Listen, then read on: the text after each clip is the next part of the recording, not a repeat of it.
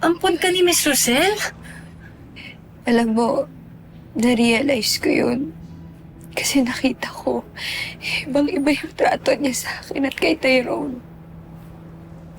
Alam mo, ganyan din yung mga sinasabi ng ibang tao.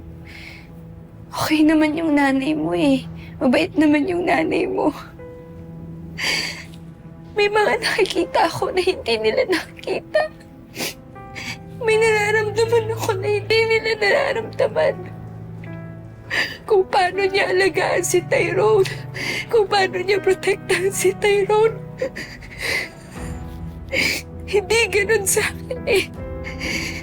Kasi hindi ko pala siya kadugo.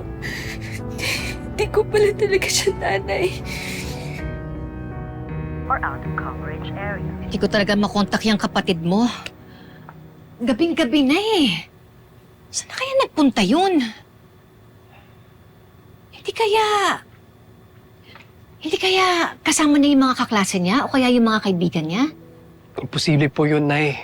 Hindi na sila okay ng mga kaibigan niya.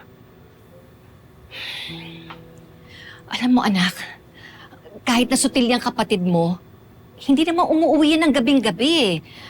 At saka kapag may pupuntahan yun, tumatawag yun sa akin. Babalik na lang ako sa school. Magtanong-tanong pa po ako kung may nakakita kay Tali. Anak, sasama ko. Nay, wag na. Anak, hindi naman ako matatahimik dito. Siyempre gusto kong makasiguro na okay si Tali. Hindi pala ako galing sa kanya.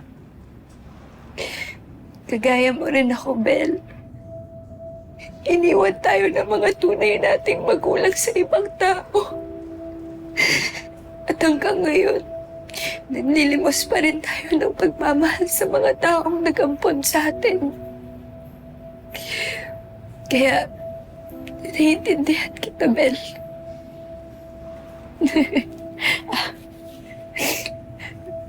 Digital na rin yung karma ngayon, no? Pinahiya pa kita dahil ampon ka, yun pala ako din. Kaya deserve ko to.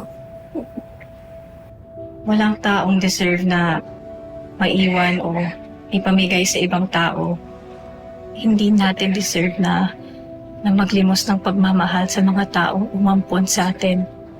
Kahit yung mga ampon na katulad natin, may karapatan din mahalin. Karapatan din tayong maging masaya.